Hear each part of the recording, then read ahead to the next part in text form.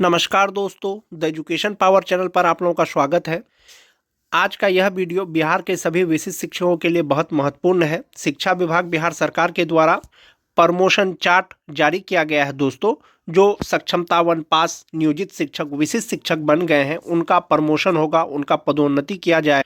किस प्रकार से पदोन्नति होगा दोस्तों? जिसका 8 साल का सेवा पूरा हो गया है उसका प्रमोशन किया जाएगा, प्रोन्नति किया जाएगा।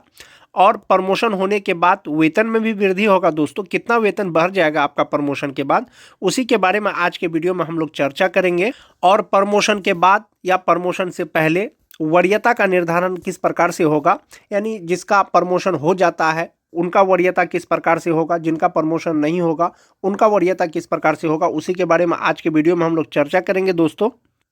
वीडियो शुरू करने से पहले एक रिक्वेस्ट है दोस्तों, जो लोग मेरे चैनल को सब्सक्राइब नहीं किए हैं कृपया सब्सक्राइब कर दें और बेल आइकन को जरूर दबा दें ताकि शिक्षा विभाग बिहार सरकार से जुड़ी कोई भी जानकारी आपको समय पे मिल सके। तो चलिए शुरू करते हैं आज का वीडियो। नमस्कार दोस्तों, ये विशिष्ट शिक्षक नियमावली का एक भाग है दोस्तों, एक पार्ट है। एक्सक्लूसिव टीचर का किस प्रकार से प्रमोशन किया जाएगा नियमावली के पॉइंट नंबर 1 में दिया गया है। यानी जो एक्सक्लूसिव टीचर हैं, विशिष्ट शिक्षक हैं, कुल 4 प्रकार के एक्सक्लूसिव टीचर होंगे दोस्तों। एक तो 1 to 5 के एक्सक्लूसिव टीचर होंगे, और एक 6 to 8 के एक्सक्लूसिव टीचर होंगे, और एक 9-10 के एक्सक्लूसिव टीचर होंगे, और एक 11-12 के एक्सक्लूसिव टीचर होंगे। इस प्रकार से दोस्तों टोटल जो एक्सक्लूसिव टीचर होंगे या विशिष्ट शिक्षक होंगे 4 प्रकार के विशिष्ट शिक्षक होंगे। और जो प्रमोशन किया जाएगा दोस्तों 1 to 5 के विशिष्ट शिक्षकों का 6 to 8 के विशिष्ट शिक्षक के रूप में, 6 to 8 के विशिष्ट शिक्षक का 6 to 8 के वरीय विशिष्ट शिक्षक के रूप में, और 9-10 के विशिष्ट शिक्षक का 9-10 के बाद अगला जो होगा वो 11-12 के विशिष्ट शिक्षक बनेंगे। और जो 11-12 के विशिष्ट शिक्षक हैं वो 11-12 के सीनियर यानी वरीय विशिष्ट शिक्षक बनेंगे दोस्तों। और जब वो बेसिक ग्रेड का विशिष्ट शिक्षक का जब प्रमोशन होगा, पदोन्नति होगा, वो रिक्ति रहेगा तब। यदि वो 6 to 8 के विशिष्ट शिक्षक हैं और वो वरीय विशिष्ट शिक्षक बनते हैं प्रमोशन के बाद, पदोन्नति के बाद, तो वो अपने ही पद पे बन जाएंगे, उसमें रिक्ति की आवश्यकता नहीं पड़ेगी। वहीं पर जो 9-10 के विशिष्ट शिक्षक हैं दोस्तों उनका प्रमोशन 11-12 के विशिष्ट शिक्षक के रूप में किया जाएगा और उपलब्ध रिक्तियों के अनुसार किया जाएगा। वहीं पर जो 11-12 क्लास के विशिष्ट शिक्षक हैं, 11वीं और 12वीं कक्षा के, वो वरीय विशिष्ट शिक्षक बन जाएंगे और वे अपने ही पद पे बन जाएंगे, उसमें रिक्ति की आवश्यकता नहीं होगी। जिस तरह से दोस्तों जो नियोजित शिक्षक सक्षमता का परीक्षा नहीं दिए हैं उनका 12 साल का लगातार सेवा के बाद कालबद्ध प्रोन्नति किया जा रहा है, उसी तरह से विशिष्ट शिक्षकों का भी प्रोन्नति होगा। कब होगा? 8 साल की लगातार सेवा के बाद उनका प्रोन्नति होगा।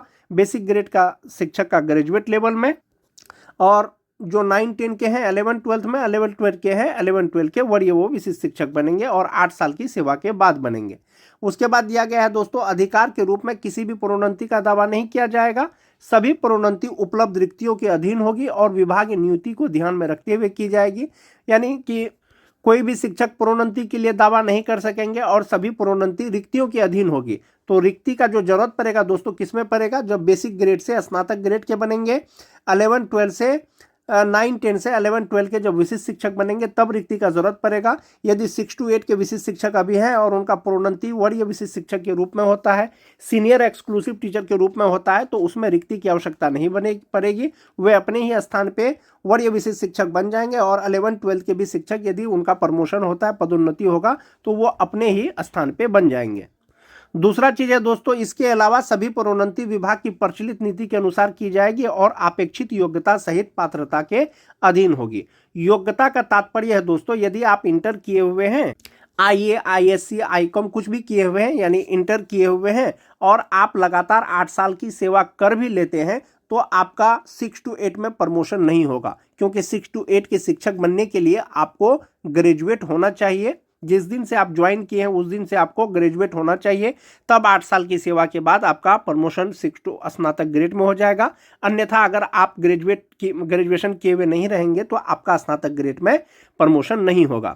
वहीं पर दोस्तों जो 9-10 के शिक्षक हैं इसके लिए योग्यता ग्रेजुएट होना चाहिए, बीएड होना चाहिए। यदि 11th-12th में अगर उनका प्रमोशन होगा दोस्तों, प्रमोशन के लिए उनके पास स्नातकोत्तर की डिग्री होना चाहिए, एमए, एमएससी, एमकॉम की डिग्री होना चाहिए, तभी 9-10 के शिक्षकों का जो है 11-12 के वो विशिष्ट शिक्षक के रूप में उनका पदोन्नति किया जाएगा, अन्यथा पदोन्नति नहीं किया जाएगा।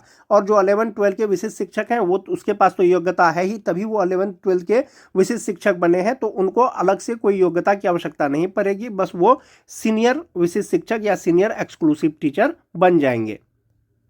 बेसिक ग्रेड के शिक्षकों के लिए दोस्तों प्रमोशन के लिए ग्रेजुएट होना जरूरी है। 9-10 के शिक्षकों के लिए प्रमोशन के लिए दोस्तों स्नातकोत्तर यानी एमए, एमएससी, एमकॉम की डिग्री होना आवश्यक है, तभी जो है विशिष्ट शिक्षकों का दोस्तों प्रमोशन किया जाएगा।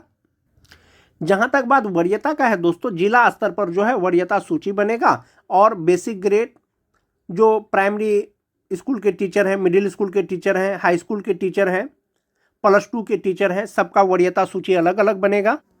और बेसिक ग्रेड के शिक्षकों से 6 to 8 के जो शिक्षक हैं दोस्तों वो वरीय होंगे, और 9-10 के 6 to 8 के शिक्षकों से वरीय होंगे। वहीं पर +2 के जो शिक्षक हैं वो 9-10 के जो शिक्षक होंगे, विशिष्ट शिक्षक होंगे, उनसे वरीय होंगे।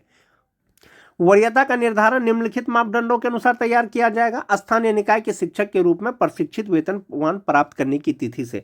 बहुत से शिक्षक ऐसे हैं दोस्तों जिसका ट्रेनिंग 2010 में पूरा हो गया है, 2012 में पूरा हो गया है। कोई 2000 के शिक्षक, 2006 के, 2005 के ऐसे शिक्षक हैं जिसका ट्रेनिंग 2010 में पूरा हो गया। उसी में से कोई शिक्षक ऐसे हैं जिसका ट्रेनिंग 2016 में पूरा हुआ या 2019 में पूरा हुआ। तो जिनका प्रशिक्षण बाद में हुआ है वो उसी तरह से वो जूनियर होते जाएंगे। जिनका प्रशिक्षण सबसे पहले हुआ है, प्रशिक्षित वेतनमान जिनको पहले से मिल रहा है, वो सबसे सीनियर होंगे। यदि प्रशिक्षण का तिथि सेम रहेगा दोस्तों तो उनका जन्म तिथि के अनुसार वरीयता का निर्धारण होगा, यानी जो जिनका एज सबसे ज़्यादा होगा तो वही सीनियर होंगे। यदि जन्म तिथि भी सेम होगा दोस्तों और प्रशिक्षित वेतनमान का भी तिथि सेम होगा तो नाम का अल्फ़ाबेट, अंग्रेजी के नाम का जो अल्फ़ाबेट है उसके अनुसार वरीयता का निर्धारण किया जाएगा। यदि उपर्युक्त ये तीनों अगर सेम होता है तो विभाग के द्वारा इसमें अलग से निर्णय लिया जाएगा। जो बेसिक ग्रेड के शिक्षक हैं दोस्तों वो स्नातक ग्रेड के शिक्षक या माध्यमिक स्कूल के शिक्षक या उच्च माध्यमिक स्कूल के शिक्षक से वो जूनियर ही होंगे। कोई मान जाते हैं विशिष्ट शिक्षक के रूप में बेसिक ग्रेड के शिक्षक हैं, वो अभी विशिष्ट शिक्षक बन गए हैं। चूंकि स्थानीय निकाय के शिक्षक से विशिष्ट शिक्षक सीनियर होंगे तो बेसिक ग्रेड के शिक्षक तो सीनियर हो ही गए, लेकिन जब स्नातक ग्रेड के शिक्षक जब भी विशिष्ट शिक्षक बनेंगे दोस्तों वो विशिष्ट शिक्षकों से सीनियर होंगे। और इसी प्रकार से वरीयता का निर्धारण किया जाएगा विशिष्ट शिक्षकों का। जहां तक बात विशिष्ट शिक्षकों को वेतन का भुगतान का है दोस्तों, उनको पूर्ण वेतन संरक्षण मिलेगा। नियमावली 2020 के तहत जिनका भी बहाली हुआ है उनको पूर्ण वेतन संरक्षण का लाभ मिलेगा। यानी नियोजित रहते हुए 1 जनवरी 2025 को जो उनको मूल वेतन मिल रहा था, विशिष्ट बनने के बाद जो अनुमान्य वेतन है दोस्तों, मूल वेतन उनका पहले के मूल वेतन से कम नहीं होगा। और विशिष्ट शिक्षकों को जो वेतन का भुगतान किया जाएगा वो फिटमैन मैट्रिक्स के अनुसार किया जाएगा, जो विशिष्ट शिक्षक नियमावली 2023 में दिया हुआ है। यही वो फिटमैन मैट्रिक्स टेबल है दोस्तों जिसके अनुसार जो है विशिष्ट शिक्षकों को अनुमान्य वेतन मिलेगा। और जहां तक बात प्रमोशन का है दोस्तों, तो सबसे जूनियर जो होंगे विशिष्ट शिक्षकों में वो 2022 के जो 6 फेज के नियोजित शिक्षक विशिष्ट शिक्षक बने हैं वही जूनियर होंगे, क्योंकि उनका स्टार्टिंग बेसिक पे जो है 25,000 से शुरू होगा। और सब जो नियोजित शिक्षक हैं दोस्तों उनका मूल वेतन 25,000 से कहीं ना कहीं ज़्यादा ही होगा। जो विशिष्ट शिक्षक 25,000 से उनका मूल वेतन अगर शुरू होता है, 8 साल की लगातार सेवा के बाद वो इंडेक्स 8 में आएंगे, 30,750 रुपया उनका मूल वेतन होगा विशिष्ट शिक्षक बनने के 8 साल बाद। और यदि वो बीए किए हुए हैं दोस्तों यानी ग्रेजुएट हैं, 8 साल बाद उनका प्रमोशन किया जाएगा तो उनका मूल वेतन 30,750 से सीधा 34,440 रुपया हो जाएगा। और उस समय उनको अनुमान्य वेतन जो है 34,440 में उस समय का जो डीए रहेगा, उस समय का जो एचआरए रहेगा वो लगा करके, मेडिकल लगा करके उनको क्रेडिट होगा, यानी कि उनको सैलरी मिलेगा। यदि उनका सेवा और भी 8 साल बचा हुआ होगा दोस्तों, 8 साल की सेवा के बाद वो इंडेक्स फिर से 15 में आएंगे यदि उनके पास योग्यता है।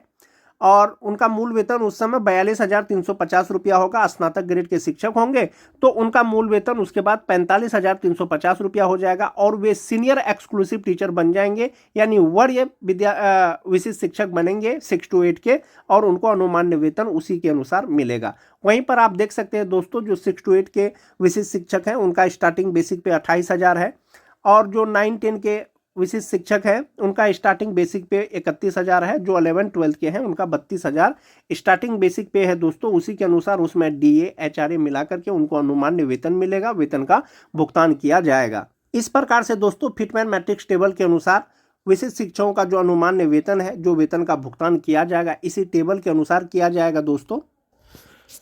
स्थानीय निकाय के शिक्षक दोस्तों सक्षमता परीक्षा पास करने के बाद जो राज्यकर्मी बने हैं यानी विशिष्ट शिक्षक बने हैं, वो नियमावली के अनुसार बने हैं। विशिष्ट शिक्षक नियमावली 2023 यथा संशोधित 2024 के द्वारा बने हैं।